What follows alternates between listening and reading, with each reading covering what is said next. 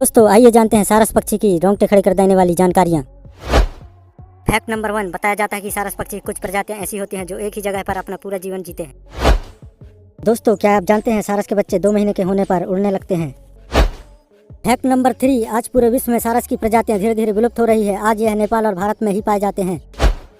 Fact number 4, वर्तमान में सारस पक्षी की संख्या मात्र 12,000 ही रह गई है। इस पक्षी की लंबाई 5 से 6 फीट तक होती है।